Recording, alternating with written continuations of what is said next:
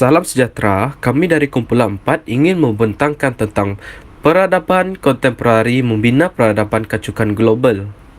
Kumpulan kami terdiri daripada Annie Learson anak Adong, Edmund Chan Kok Yong, Fei Liao Liang Li, Nur Safika binti Utok, dan Izzat Fatiazam anak Ovat.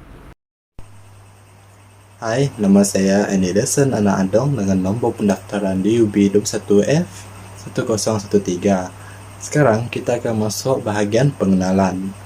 Definisi peradaban adalah sistem dan tahap perkembangan sosial sesuatu bangsa atau kemajuan sosial serta kebudayaan sesuatu bangsa. Yang kedua adalah definisi contemporary, adalah pada masa yang sama, semasa atau sesama, iaitu perkara yang sedang berlaku dalam tempoh masa yang sama. Dalam arti kata lain, kemajuan yang sedang berlaku sekarang. Seterusnya adalah membina peradaban kecukan global. Yang pertama, globalisasi bermaksud dunia tanpa sempadan akibat kemajuan teknologi, maklumat dan komunikasi. Yang kedua adalah kecukan global adalah salah satu daripada globalisasi yang dibawa oleh budaya luar, sama ada barat atau timur. Yang ketiga, perkara ini mempunyai kesan serta impak dari segi positif dan negatif. Yang keempat adalah perkembangan kontemporari global dapat memasuki keseluruhan negara tanpa batas melalui perkembangan telekomunikasi dan media sosial. Antara hegemoni dan globalisasi barat adalah yang pertama yaitu media, yang kedua sains dan teknologi, yang ketiga sosial, yang keempat ekonomi, dan yang kelima hak asasi manusia. Sekarang kita akan membincangkan tentang media. Media membincangkan tentang yang pertama adalah penguasaan dan peranan media, yang kedua adalah keseluruhan media cetak dan elektronik dikuasai oleh masyarakat Yahudi dan Barat. Yang ketiga adalah berita yang disampaikan adalah berdasarkan persepsi mereka. Hai, nama saya Edmund Chan Kok Yong yang memegang nomor matriks 07 di UB 21F 1029. Untuk sains dan teknologi, etika Islam adalah hasil pemikiran Muslim terhadap nilai tingkah laku manusia. Selain itu, pemikiran ini melibatkan asas-asas Islam dalam akhlak Islam, yaitu khuluq al-Islamiyah. Terdapat 3 isu sosial. Yang pertama ialah keruntuhan akhlak. Yang kedua, rapuhnya institusi keluarga. Dan yang terakhir ialah kegelisahan dan kecelaruan jiwa. Untuk isu politik ialah kuasa politik dunia dikuasai oleh blok barat. Selain itu juga menggunakan Pertubuhan Bangsa-Bangsa Bersatu, yaitu PBB untuk mengekalkan kuasa. Untuk ekonomi pula, ekonomi negara-negara kecil terpaksa bergantung kepada negara kuasa besar. Selain itu, negara modal besar mempunyai rangkaian ke seluruh dunia dan menguasai ekonomi negara kecil. Dan yang terakhir, syarikat-syarikat ini menguasai pengeluaran sumber asli. Sekian dari saya, terima kasih. Hak asasi manusia mula dibincangkan semasa berlakunya Perang Dunia Kedua dan dibahagikan kepada 4 kebebasan utama. Senarai pelbagai hak asasi manusia adalah daripada hak sivil, politik, ekonomi, sosial, dan kebudayaan.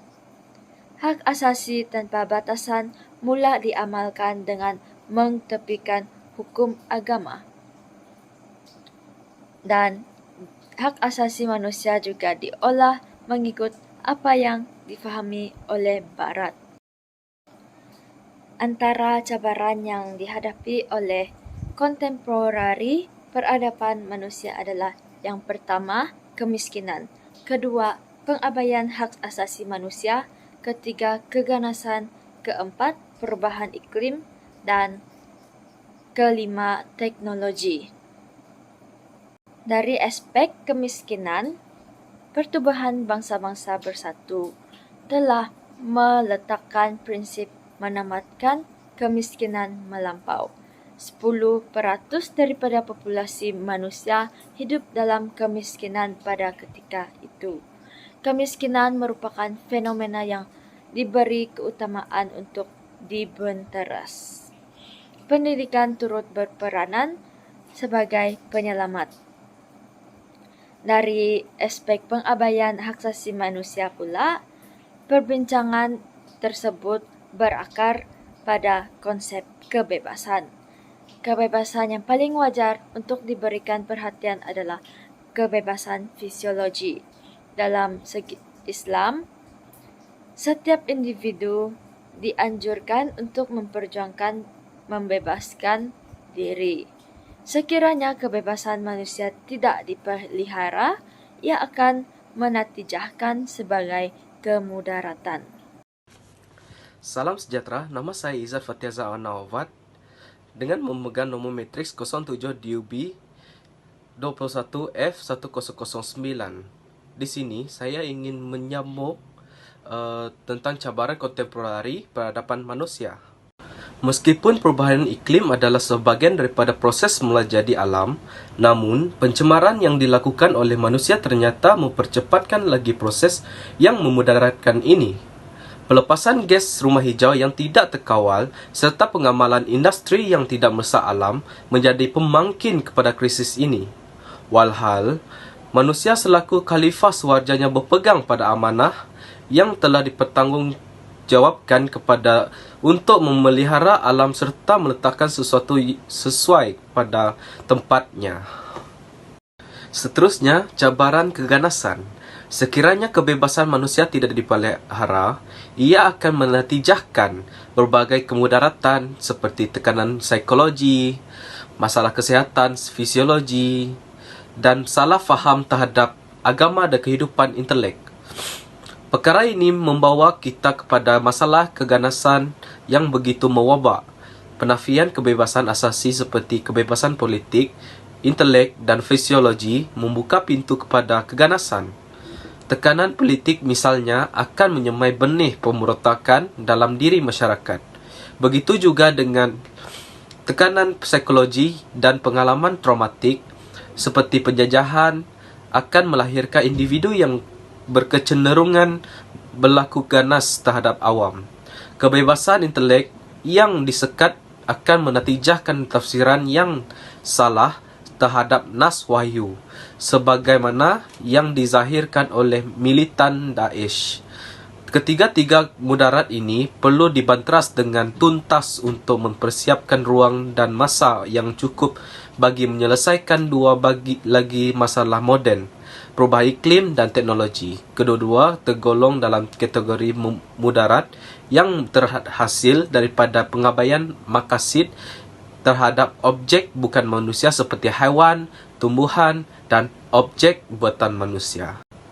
Contohnya, pengabaian pemeliharaan alam, ia telah membuka pintu kepada manipulasi alam oleh manusia menurut perkiraan keuntungan dan hawa nafsunya, sekaligus mengakibatkan pencemaran dan kemusnahan alam sekitar.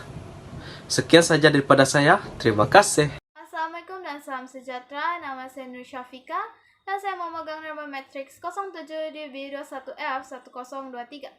Cabaran terakhir kontemporari peradaban manusia ialah teknologi. Cabaran teknologi juga disebut sebagai cabaran terhadap survival manusia. Ini kerana penerokaan sains itu tidak dibimbing dengan etika dan tata susila keagamaan yang betul. Namun, kita juga tidak dapat menafikan bahawa teknologi telah banyak menambah baik kondisi manusia dan banyak membantu manusia dalam menyelesaikan pelbagai masalah.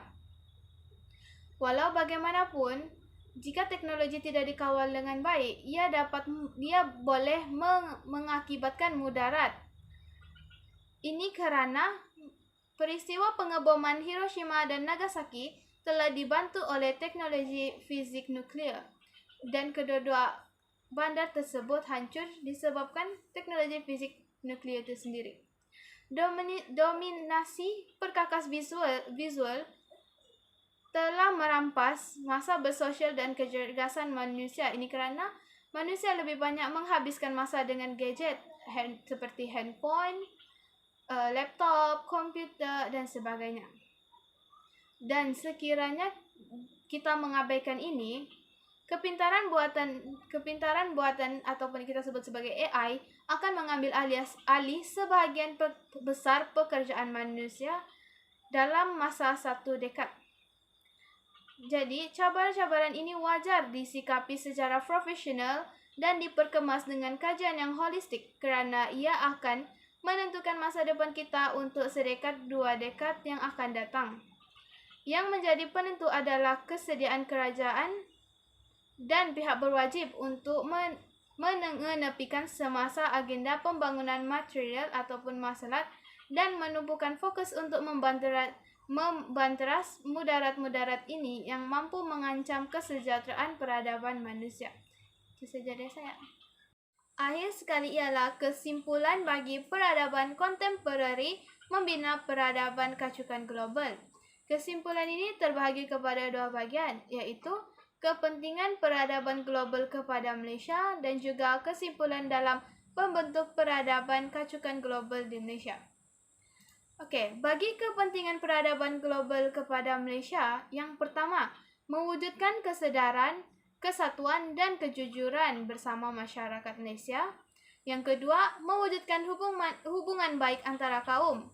Dan yang ketiga, berfikir secara bijak untuk mengekalkan kejadian yang tidak diingini seperti peristiwa 13 Mei 1999 dan peristiwa Kampung Medan. Bagi kesimpulan dalam membentuk peradaban kacukan global di Malaysia, yang pertama, cabaran globalisasi terhadap ekonomi, budaya, teknologi dan politik adalah luas dan mempunyai kesan positif dan negatifnya yang tersendiri. Penerimaan terhadap perubahan haruslah dipikirkan dan diterima secara positif dan membina untuk kemajuan diri, keluarga, agama, bangsa dan negara. Akhir sekali, kebaikan perlu dimakmurkan dan dimanfaatkan oleh semua rakyat dan keburukannya perlu dihindari dan diatasi sebaik mungkin. Itu saja daripada saya. Terima kasih. Sekian saja pembentangan daripada kami tentang peradaban kontemporari membina peradaban kacukan. Sekian, terima kasih.